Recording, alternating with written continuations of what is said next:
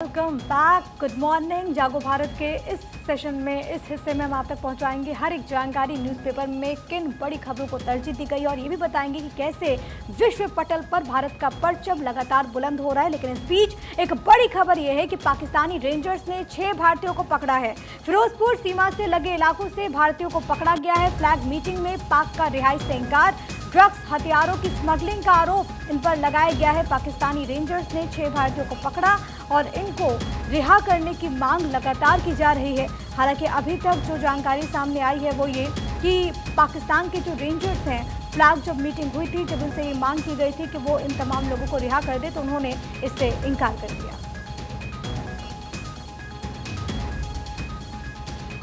और चलिए अगली बड़ी खबर आपको बताते हैं। बीजेपी शासित प्रदेशों के कोषाध्यक्षों की बैठक होने वाली है। बीजेपी मुख्यालय में सुबह 11 बजे मीटिंग होगी। कोषाध्यक्ष राजेश अग्रवाल इस मीटिंग में होंगे मौजूद। इसके अलावा सह कोषाध्यक्ष नरेश बंसल भी इस मीटिंग में शामिल होंगे। बीजेपी राष्ट्रीय अध्यक्ष जेपी नड्डा और बीएल संतोष भी शामिल हो सकते हैं इस मीटिंग में। तो बीजेपी शासित प्रदेशों के कोषाध्यक्षों की मीटिंग कई मायनों में खास हो जाती है, क्योंकि एक तरफ जहां कुछ राज्यों में विधानसभा चुनाव है और उसके अलावा ये भी आपको बता दें साल 2024 के लोकसभा चुनाव भी सिर पर, और इसी को लेकर बीजेपी लगातार तैयारियां कर रही है। अब खबर है कि बीजेपी मुख्यालय में सुबह 11 बजे मीटिंग होने वाली है। कौन कौन इस मीटिंग में शामिल होगा, इसकी जानकारी अपने तमाम दर्शकों को विस्तार से मिलेगी।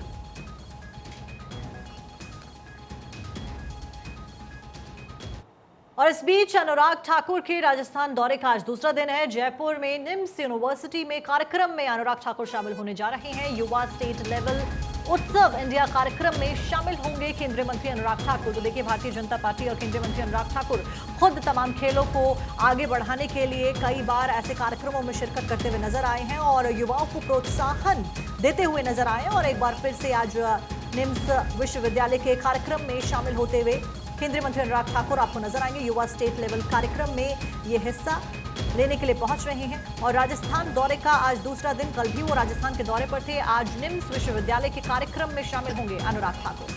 केंद्रीय खेल मंत्री अनुराग ठाकुर का ये कार्यक्रम बेहद खास है। राजस्थान में विधानसभा चुनाव भी होने वाला है, लेकिन इसके तहत खेल और खिलाड़ियों को बढ़ावा देने की लगातार कोशिश, और इसी कड़ी में आज कई कार्यक्रमों में वो शिरकत करने वाले हैं।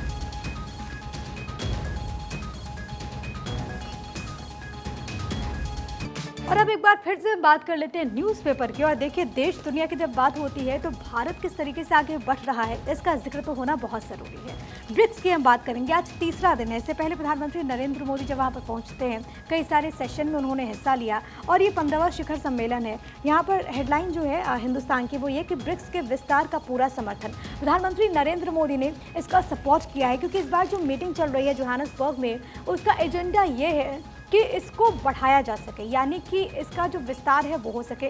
अभी तक 5 कंट्रीज है, बी यानी कि ब्राज़ील, आर यानी कि रशिया, आई यानी कि इंडिया, सी यानी कि चाइना, एस यानी कि साउथ अफ्रीका। ये पार्टनर कंट्रीज और समय समय पर इसका विस्तार हुआ है। पहले आरआईसी था, उसके बाद ब्राज़ील और उसके बाद साउथ अफ्रीका को इसमें ऐड ऑन किया गया। लेकिन इस मीटिंग का जो एजेंडा रहा है वो ये रहा है कि इसको किस तरीके से विस्तार किया जाए। 23 ऐसी कंट्रीज हैं जो कि इसके लिए आवेदन कर चुके हैं। पाकिस्तान ने अभी तक आवेदन नहीं किया है, लेकिन चीन हमेशा से हिमायती रहा है और चीन वैसे देशों को उसमें शामिल करना चाहता है जो कि चीन के बेहद करीबी है। प्रधानमंत्री ने अपना रुख स्पष्ट कर दिया है कि विस्तार से हमें कोई ऐतराज नहीं है। प्रधानमंत्री ने ब्रिक्स की नई परिभाषा गढ़ी है। उन्होंने कहा कि ब्रिक्स का अगर विस्तार भी होता है तो सभी लोगों की सहमति हो। और आपको ये मालूम होगा कि ब्रिक्स में जो भी फैसले लिए जाते हैं ना, वो सर्वसम्मति से लिए जाते हैं।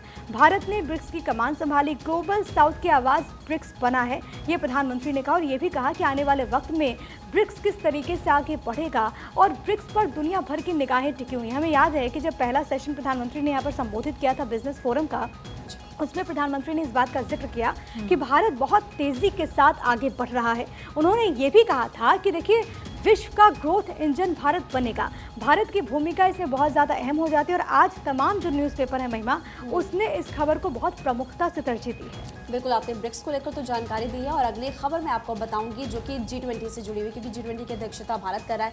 अब G20 सम्मेलन शुरू होने के लिए दरअसल 2 दिन पहले बाइडेन यहाँ पर आएंगे और ऐसे में 7 से 10 सितंबर तक दिल्ली में जो बाइडेन रहेंगे, भारत आने वाले 8वें अमेरिकी राष्ट्रपति वो बन जाएंगे और दुनिया के कई मुद्दों पर यहाँ पर विस्तार से चर्चा की जाएगी। जाएगी। मेरे पास इस वक्त एनबीटी और एनबीटी में यह खबर छपी हुई है कि G20 राष्ट्राध्यक्षों की सुरक्षा में AK-47 से लैस पराक्रम दस्ता मोर्चा संभालेगा, यानी कि सुरक्षा के लिहाज से कड़े इंतजाम फिलहाल यहाँ पर किए जा रहे हैं और इसको लेकर के फिलहाल दिल्ली में तैयारियां मुकम्मल कर ली गई है। मैं आपको बता देती हूँ, इसमें लिखा हुआ है कि शिखर सम्मेलन के दौरान PCR बेड़े में शामिल 32 पराक्रम वैन्स को अति संवेदनशील पॉइंट्स पर तैनात किया जाएगा, जिन पर कमांडो ट्रेनिंग के प्रशिक्षित जवान AK-47 और MP पिस्टल और बाकी अत्याधुनिक जो हथियार है उनका इस्तेमाल यहाँ पर किया जाएगा, उससे लैस है।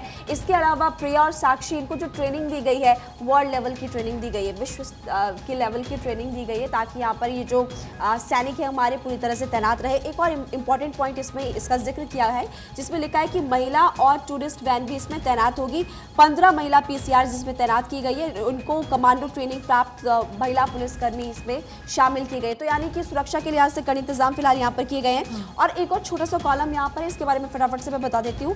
G20 शिखर सम्मेलन के मद्देनजर 3 दिन के सार्वजनिक अवकाश की अधिसूचना फिलहाल दिल्ली में जारी की गई है। तो आपने ब्रिक्स की जानकारी दी, मैंने G20 की, कि अभी फिलहाल इसको लेकर तैयारियां अब पूरी कर ली गई है दिल्ली में। बिल्कुल महिमा, आपने G20 का जिक्र किया क्योंकि अध्यक्षता भारत के पास है, अपने आप में महत्वपूर्ण पल भारत के लिए हो जाता है। लेकिन प्रिया क्योंकि ब्रिक्स का जिक्र कर रही थी, ब्रिक्स में मेरे पास एड ऑन है, मेरे पास एक बहुत खूबसूरत तस्वीर है दिखाने के लिए। आपको मैं बता दूं कि आज इस खबर को प्रमुखता के साथ प्रिया ने बताया किस तरीके से विस्तार के ऊपर पूरा समर्थन भारत ने दिया, जो कि बेहद महत्वपूर्ण हो जाता है। विस्तार के ऊपर अगर मैं पॉइंट रखूं तो उसमें अर्जेंटीना, सऊदी अरब, संयुक्त अरब अमीरात, बांग्लादेश, नाइजीरिया जैसे 23 ऐसे देश हैं जो कि शामिल होने के लिए आगे उन्होंने आवेदन दिया है। और देखने वाली बात होगी क्या कुछ आगे होता है, क्योंकि पीएम मोदी ने खुद ये पॉइंट सामने रखा। उसके सिवाय क्योंकि जब समिट हुई जोहान्सबर्ग में तो पीएम मोदी और तमाम जो नेता थे वो वहां पे मौजूद थे। खूबसूरत तस्वीर यहां पर अखबारों में छपी है, जिसमें सारे देश के नेता जो है वो हाथ जोड़कर, हाथ आपस में मिलाकर, उठाकर यहां पर फोटोग्राफी का सेशन भी हुआ, जो कि बहुत महत्वपूर्ण होता है। क्योंकि जब हम ब्रिक्स की बात करते हैं तो ब्रिक्स 40% आबादी बनाता है विश्व की और 30% जीडीपी का हिस्सेदार है पूरे विश्व की ब्रिक्स। और कंट्रीज के जब इसमें शामिल होने की बात आती है और भी इंपॉर्टेंट होती है। और एक और खूबसूरत तस्वीर जो ब्रिक्स से सामने आती है समिट में जोहान्सबर्ग में, वो है ये तस्वीर। इस वक्त मेरे पास जो अखबार है वो है दैनिक जागरण, और दैनिक जागरण के हर अखबार में खबर छपी है जिसमें प्रधानमंत्री नरेंद्र मोदी अफ्रीका के जो राष्ट्रपति हैं रामाफोसा, उनके पास में खड़े हुए नजर आ रहे हैं और वो नीचे कुछ उठाते हुए नजर आ रहे हैं। अब आप सोचिए क्या उठाते हुए नजर आ रहे हैं? भारत का तिरंगा। जी हाँ, दरअसल जब स्टेज पे सारे मंत्री पहुंच रहे थे, राष्ट्रपति पहुंच रहे थे, तो सबको स्टैंडिंग पोजीशन देने के लिए उनके फ्लैग जमीन पर चिपकाए गए थे जोहान्सबर्ग में। लेकिन जब प्रधानमंत्री वहां पर पहुंचते उन्होंने देखा कि राष्ट्रीय ध्वज नीचे चिपका हुआ है, उन्होंने उसको उतारा और अपनी जेब में रख लिया। बल्कि जब अफ्रीका के राष्ट्रपति जो है रामाफोसा, उन्होंने भी अपना फ्लैग उतारा, लेकिन उन्होंने अपने ऑफिसर को दे दिया। लेकिन प्रधानमंत्री की ये जो एक्टिविटी थी, जब उन्होंने अपना झंडा उतारा और जेब में रख लिया, ये बहुत कुछ दर्शाती है और देश के प्रति प्रेम एक दर्शाती है। और इसको देखने के बाद हम सभी लोग और इवन जो हमारे देशवासी हैं वो बहुत ज्यादा खुश हो गए हैं। बिल्कुल, ये बहुत खूबसूरत तस्वीर है। लेकिन एक और बहुत खूबसूरत तस्वीर है जो कि बीच में आ भी रही थी। यूरोप की सबसे ऊंची चोटी पर तिरंगा फहराया है, ये एक बहुत गुड न्यूज है। ये देखिए तस्वीरें, और ये जाहिर है कि आपको भी प्राउड फील करवाएगी। यूपी के अभिनीत ये बताए जा रहे हैं जिन्होंने फतेह की है माउंट एलब्रूस। यूपी के हरदोई के रहने वाले अभिनीत 22 अगस्त को अभिनीत ने 77 फीट का ये तिरंगा फहराया है और ये तस्वीरें सामने आई हैं। ये गर्व से भर देती, बहुत प्राउड मोमेंट होता है जब हम देखते हैं कि इस तरीके से हमारे जो तमाम लोग हैं वो देश का मान बढ़ा रहे हैं। और ये जो आप चोटी देख रहे हैं ना, वो इतनी ऊंचाई पर है, यूरोप की सबसे ऊंची चोटी बताई जाती है, जहाँ पर ये तिरंगा फहराया गया है। शान से हमारा ये तिरंगा यहाँ पर देश के आम नागरिक से लेकर देश के सर्वोपरि जो पद होता है प्रधानमंत्री, वहां तक तिरंगे के प्रति जो प्यार है, जो सम्मान है, वो ये खबरें दर्शाती हैं। बिल्कुल, और बहुत ही खूबसूरत तस्वीर, दिल को खुश कर देने वाली। और ऐसा लग रहा है इनफैक्ट कि कल से आज तक, मतलब अभी तक हम जितनी भी खबरें देख रहे हैं वो दिल को खुश कर दे रही है। और भारत का मान कैसे विश्व स्तर पर बढ़ रहा है वो भी साफ तौर पर नजर आता है, जिससे खुशी भी हर भारतवासी को हो रही है। बहुत कम ऐसा होता है कि इतनी पॉजिटिव खबरें और इतना पॉजिटिव एटमॉस्फेयर हमारे आसपास में क्रिएट हो। और मैं आशा करती हूँ कि आगे भी ऐसी खबरें हम लगातार पढ़ते रहेंगे जो हमें गौरवान्वित महसूस कर रहे हैं। हमारे दर्शक भी यही उम्मीद कर रहे होंगे। लेकिन अब आगे बढ़ेंगे।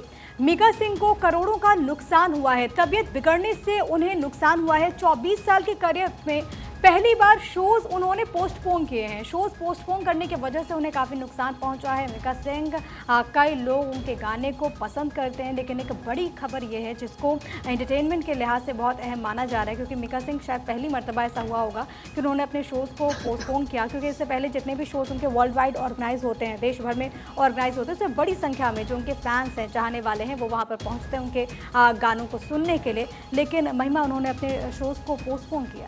देखिए प्रिया, अभी की अगर बात की जाए, कम से कम 1 महीना पहले मैंने खबर पढ़ी भी थी और भारत 24 ने अपने एंटरटेनमेंट के सेगमेंट में बताया भी था कि एक वीडियो वायरल हुई थी जिसमें ऐसा लग रहा था कि वो मिका सिंह है और वो दरअसल गाना गाते गाते स्टेज पर गिर गए। पाकिस्तान में वो खबर काफ़ी ज़्यादा वायरल हुई थी और उसके बाद हालांकि मिका सिंह ने खुद ये बताया था कि ऐसा कुछ भी नहीं, मैं बिल्कुल ठीक हूँ।